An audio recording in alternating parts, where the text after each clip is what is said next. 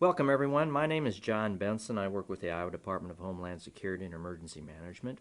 Part of my duties working with the department is I am the outreach chairman on the Iowa Statewide Interoperable Communication Systems Board. And today we're going to be offering a 1-hour webinar to discuss the Iowa Statewide Interoperable Communications System, or the ISICS platform, that is presently being deployed in the state of Iowa. So we'll have a discussion today during the webinar about the basics of the ISICS P25 radio platform, with a primary focus being on the policies regarding that platform, such as how to apply, how to use, all of those type of questions the policymakers will have. During the webinar, questions may be submitted using the question and answer feature located at the bottom of the webcast. Questions can be only submitted from a computer, iPad, smartphone, or some other similar smart type of a device.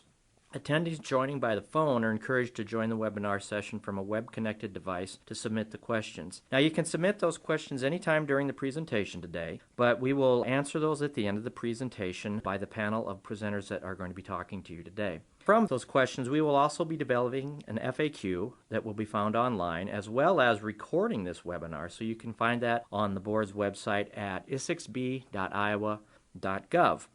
For the ease of making the session go along today, we're going to be muting everybody that participates in the webinar, so we won't have a lot of that extraneous background noise that typically happens during these type of things. So we'll have everybody on mute today. So today we're going to have a couple of presenters. The first one will be Greg Allen, who's the SWIC, or the Statewide Interoperability Coordinator, and he'll be presenting on the history of how the platform came to be and the policy that goes along with it. The second presenter will be Melvin Mercado with Motorola. He's the ISICS Project Director, and he'll be presenting the overview of what the background on the platform looks like. And then Craig will finish up again at the back end with a description of the application process and how that'll move forward if you're interested in utilizing the backbone for your operation or interoperation. With that, let's turn it over to Craig Allen, and we'll get started with our webinar today. I'm Craig Allen, Statewide Interoperability Coordinator, and as such I work for Iowa's Statewide Interoperable Communication System Board, which is known as ISICS-B. This Iowa Statewide Interoperability Communication System, known as ISICS, presentation is a policy webinar about joining the statewide platform. So to be clear, this presentation is policy-centric and not technical. Those technical webinars will be coming in June of this year, 2016. ISICS was designed with all of Iowa public safety in mind for both day-to-day operations and interoperability across public safety agencies. Iowa undertook 4 requests for proposal efforts to be able to get to awarding this ISICS platform to provide statewide interoperability for those wanting both intra and interstate communications. These ISICS goals are aligned with Code of Iowa Section 80.28 and 29, which gives directions to ISICS-B to achieve statewide interoperability. This includes benefits of day-to-day usage by agencies, provide state agency resources for use by county and local agencies. This operates in the 700 MHz radio spectrum, which is available statewide, and does not conflict with any adjoining state. Keeping in mind that 36 Iowa counties are right next to adjoining states, using radio communications which could receive interference in another frequency band from those other states. This platform uses the latest, most advanced open standards technology, which is based on the Telecommunication Industry Association TR8 Project 25 standards-based equipment.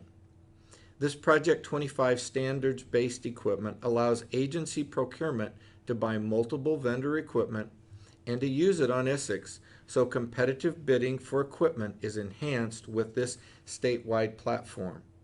ISICS provides 95% mobile coverage, which will be explained in much greater detail in several upcoming slides. This construction of ISICS per the contract will take about 24 months to complete.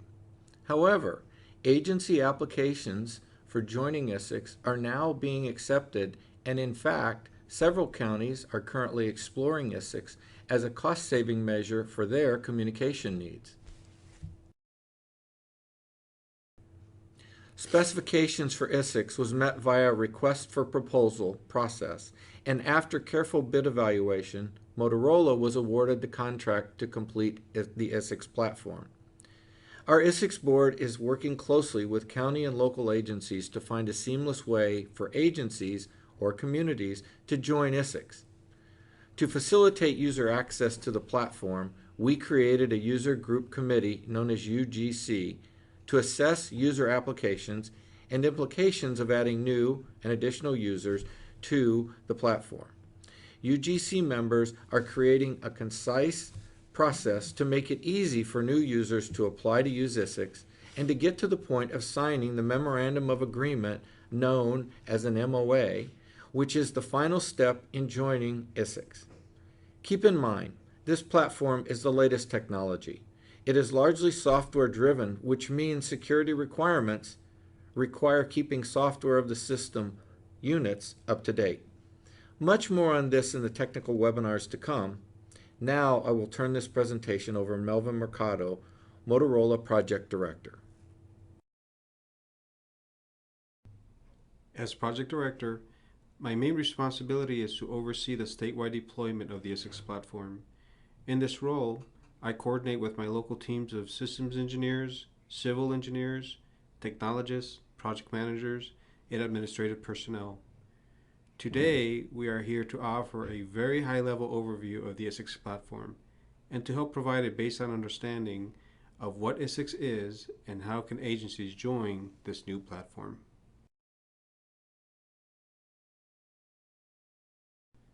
The ISICS platform is designed to provide the following: starting point for operability, which represents a starting point for many agencies within the state.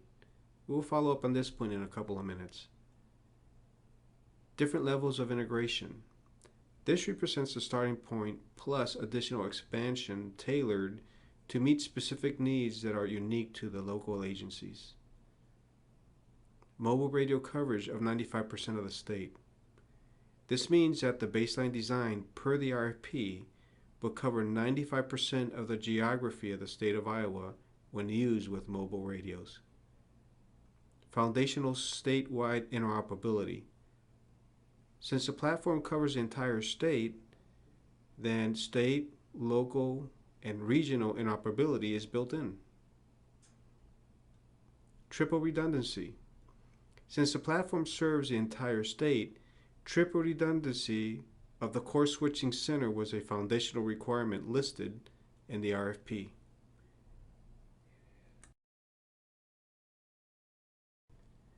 The ISICS platform was designed to elevate the state from basic communications islands to state-of-the-art, standards-based, statewide interoperable communications.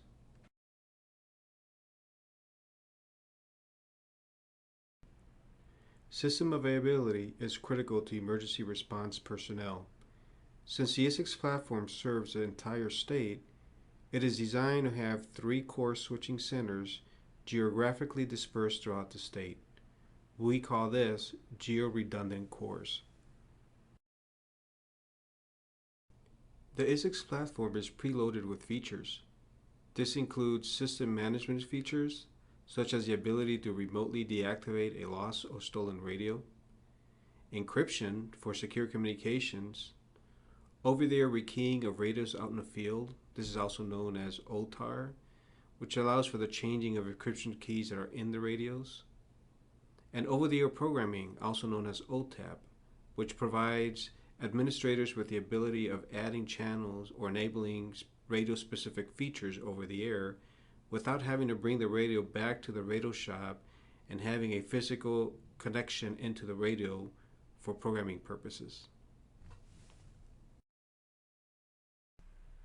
When viewed from a physical perspective, ISICS is a feature-packed platform that includes 3 geodiverse cores and over 80 radio tower sites, all linked together by a complex microwave transport network.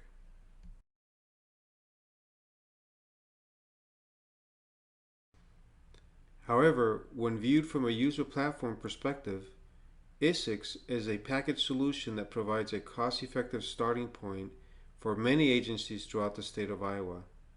This solution provides for high reliability, enhanced features, and 95% geographic coverage of the entire state when used with mobile radios.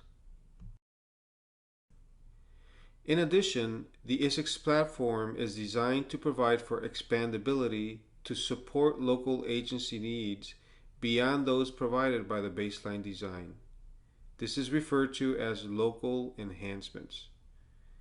Local enhancements may consist of adding new tower sites, adding channels to existing tower sites, or a combination of both based on specific local service area needs. These will be further explored in the next few slides. There are 4 levels of integration for local agencies that desire to join the ISICS platform. Level 1 provides baseline operability already built into ISICS and requires no local enhancements. This will be typical for the majority of rural agencies throughout the state with a small number of users and where the ISICS baseline coverage provided is adequate to support their needs. Since no local enhancements are required, joining ISICS simply requires a local agency to acquire radios and have them register to access the platform.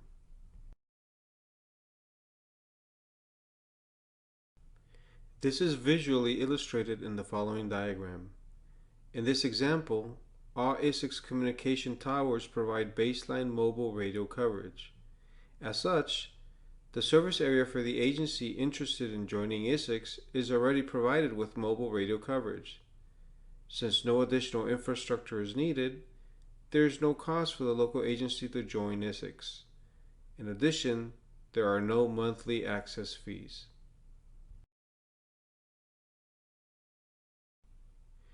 The second level of integration is the same as level 1 with one exception, that the number of radios to be added is significantly larger. Due to the additional channel demand, a technical assessment needs to take place to determine if additional channels need to be added to the site.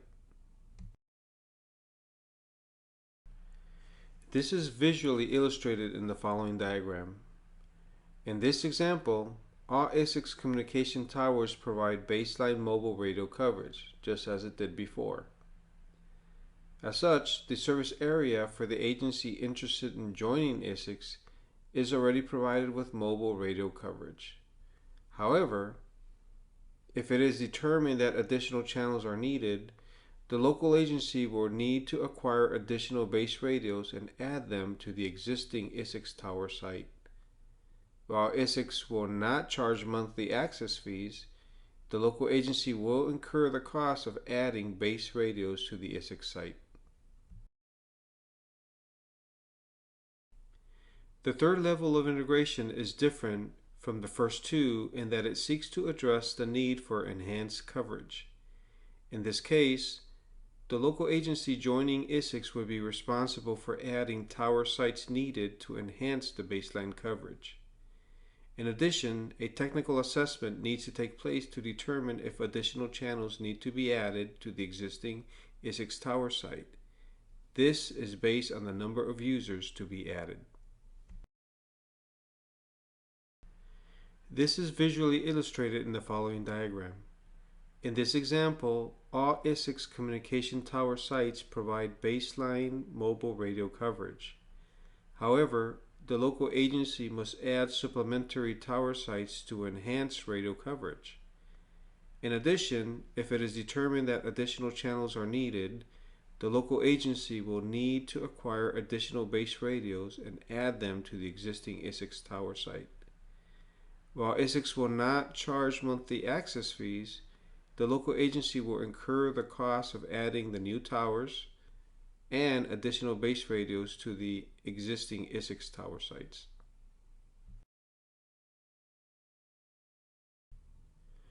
The fourth level of integration is similar to level 3 in that it seeks to address the need for enhanced coverage. However, level 4 is more complex due to the local agency operations that require increased presence in adjacent communities. In this case, the local agency joining ISICS would be responsible for adding tower sites needed to enhance the baseline coverage. In addition, a technical assessment needs to take place to determine if additional channels need to be added to the surrounding ISICS tower sites. This is based on the number of users to be added and the expected presence in the surrounding areas for day-to-day operations. This is visually illustrated in the following diagram. In this example, all ISICS communication tower sites provide baseline mobile radio coverage. However, the local agency must add supplementary tower sites to enhance radio coverage. In addition, if it is determined that additional channels are needed, the local agency will need to acquire additional base radios and add them to the existing ISICS tower sites. The number of channels added at each ISICS tower site will be influenced by the local agency operations. The farther away from the core area of operations, the lesser the expected channel loading on the adjacent sites. While ISICS will not charge monthly fees, the local agency will incur the cost of adding new tower sites and additional base radios to the adjacent ISICS tower sites.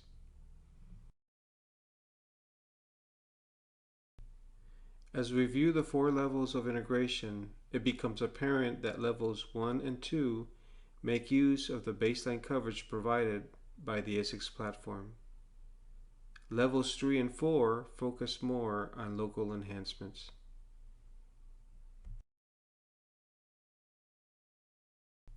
While the ISICS platform will serve as a cornerstone for state and local public safety interoperable communications, its completion will provide a viable means for operability to many local agencies throughout the state. User Group Committee, or UGC, is creating a seamless, easy process to join the ISICS platform. We are regularly updating the ISICS-B website with new information. The following slide provides an overview of the application process.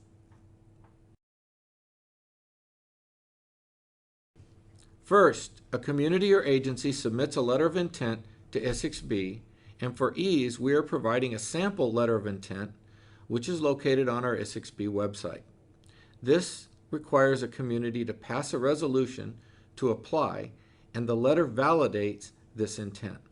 Second, this letter of intent is then submitted to the ISICS board chair, reviewed for completeness, and then the chair passes this completed application to the User Group Committee, UGC, for greater information collection and validation of which level of user the applicant seeks to become. Third, once all the information is collected by UGC and the platform loading is understood, UGC will present the user application to the full ISICS board for final approval. Fourth, once the board votes to approve the user application, then the Memorandum of Agreement is signed by the board chair and other oversight agencies completing the process. More on this MOA in a minute. This completes the user application process, and the applicant receives formal written notification of approval. Here we explain in greater detail the Memorandum of Agreement, MOA. By completing an MOA, users gain access to the ISICS platform. This MOA provides clearly defined guidelines of who is responsible for what between the ISICS platform and the user. It explains the basis of any cost exposures to both parties, explains responsibilities of users on the ISICS platform, as an example, how radios may and may not be used. The Department of Public Safety and Department of Transportation are, by Code of Iowa, the state agencies with purview over the ISICS-B board. Therefore, this MOA is a legal agreement and requires concurrence of the purview agencies. This slide provides contact information for principals involved in ongoing project deployment efforts and future platform administration.